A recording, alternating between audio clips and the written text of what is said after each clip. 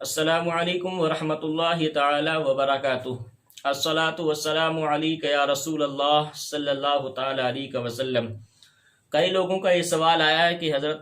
اور خاص کر یہ وہابیوں اور دیوبندیوں کا اکثر یہ سوال رہتا ہے کہ ہم جو احمد رضا فاضل بریلوی کو اعلیٰ حضرت کہتے ہیں تو ان لوگوں کو اعتراض ہوتا ہے کہ آپ لوگ اعلیٰ حضرت کو، احمد رضا کو اعلیٰ حضرت کیوں کہتے ہو؟ نبی کو صرف حضرت کہتے ہو اور احمد رضا کو آپ لوگ اعلیٰ حضرت کہتے ہو، تو کیا احمد رضا اعلیٰ حضرت سے، یا احمد رضا جو ہیں وہ کیا نبی سے بڑھ کر کے ہیں کہ آپ نبی کو صرف حضرت کہتے ہیں اور احمد رضا کو آپ لوگ اعلیٰ حضرت کہتے ہیں؟ تو میں اس کا جواب آج دوں گا کہ ہم لوگ احمد رضا کو اعلیٰ حضرت کیوں کہتے ہیں اور کس بنا پر کہتے ہیں۔ سب سے پہلی چیز، اگر کوئی یہ سوچتا ہو کہ احمد رضا کو اعلیٰ حضرت ہم اس لیے کہتے ہیں کہ وہ نبی سے بھی بڑھ کر ہیں، تو یہ وہابیوں کے اندر سب سے بڑی غلط فہمی ہے، اور ان کے دماغ میں سمجھتا ہوں کہ دماغ کی جگہ گوبر بھرا ہوا ہے، جو یہ سمجھتے ہیں کہ ہم لوگ احمد رضا کو نبی سے افضل مانتے ہیں۔ نبی کیا، صحابی جو نبی کو جس نے دیکھا ہو اس صحابی کے دھول کے برابر بھی ہم احمد رضا کو نہیں مانتے ہیں، نبی سے افضل ماننا تو بہت بڑی بات ہے۔ اعلیٰ حضرت نے اپنے اشعار کے اندر کئی جگہ خود فرمایا ہے، کیسے آقاؤں کا بندہ ہوں رضا، بول بالے میرے سرکاروں کے۔ وہ خود آقا کا غلام بتا رہے ہیں کہ میں آقا کا گدھا ہوں، میں آقا کا غلام ہوں۔ تو جب خود احمد رضا نے اپنی کتاب کے اندر، اپنے اشعار کے اندر خود لکھا ہے کہ وہ جو ہے وہ حضور کے غلام ہیں، تو حضور سے بڑھ کیسے سکتے ہیں؟ اور حضور کو بڑھایا نہیں ہے۔ سب سے پہلی چیز، حضور کے برابر تو دور کی بات، ہم احمد رضا کو صحابی کے برابر بھی نہیں مانتے ہیں، اور صحابی تو دور کی بات ہے، صحابی جس گھوڑے پر سوار ہو اس گھوڑے سے نکلے ہوئے دھول کے برابر بھی احمد رضا کو ہم نہیں مانتے ہیں، کیونکہ صحابی کا مقام بہت اونچا ہے۔ حضور سیدنا سرکار غوث اعظم رضی اللہ تعالی عنہ فرماتے ہیں کہ ایک شخص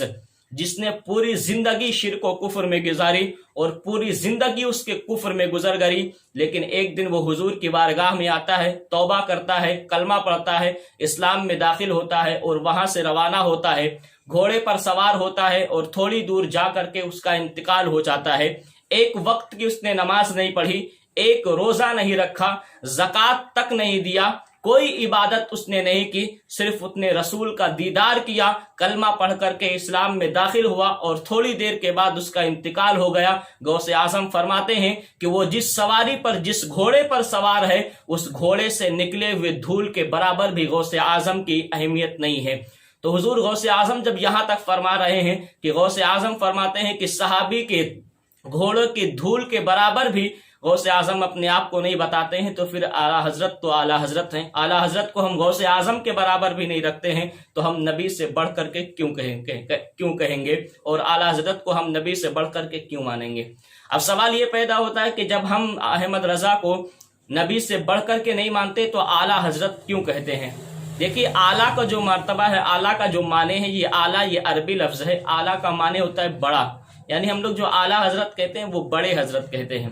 تو بڑے حضرت ہم اس لیے کہتے ہیں کہ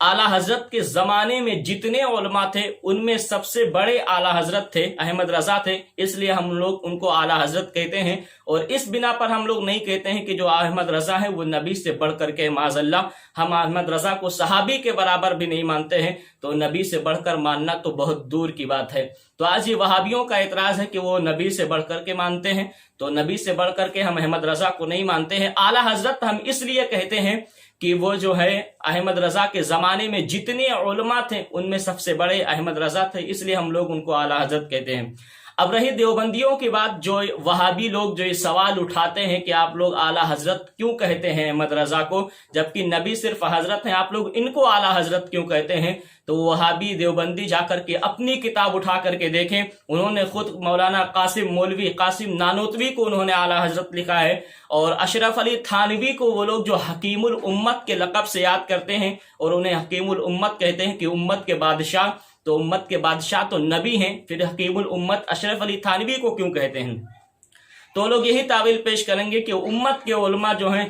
उम्मत के बादशाह तो वाकई में वो नबी हैं, लेकिन अपने ज़माने में जो उम्मत है उनके बादशाह वो अशरफ अली थानवी को मानते हैं। तो जब आप अशरफ अली थानवी को ये कह सकते हैं हकीमुल उम्मत, तो हम अहमद रज़ा को आला हजरत कहते हैं, तो आप लोग को एतराज़ क्यों है? जिन वहाबियों को, जिन देवबंदियों को इस पर एतराज़ है, तो सबसे पहले जाकर के वो अपनी घर की किताब उठा करके देखें कि उनके बड़े उलमा को खुद उन्होंने आला हजरत लिखा है। मौलवी कासिम नानोतवी को उन्होंने आला हजरत कहा है, तो खुद उन्होंने अपने उलमा को आला हजरत कहा है। तो आज हम जब अहमद रज़ा को आला हजरत कहते हैं तो इस पर एतराज़ क्यों करते हैं? आखिर में आप लोग इस बात को ध्यान में रखें कि हम अहमद रज़ा को जो आला हजरत कहते हैं तो इसलिए नहीं कहते हैं कि वो नबी से बढ़ करके हैं, बल्कि इसलिए कहते हैं कि आला हजरत के ज़माने में जितने उलमा थे अहमद रज़ा उनमें सबसे बड़े थे, इसलिए हम लोग उनको आला हजरत कहते हैं। मुझे उम्मीद है मेरी बात आपके समझ में आ गई होगी। अगर नहीं आई है तो कमेंट के जरिए आप सवाल कर सकते हैं, इंशाअल्लाह आपके सवालों का जवाब जरूर दिया जाएगा। अस्सलामु अलैकुम व रहमतुल्लाहि व बरकातुहू।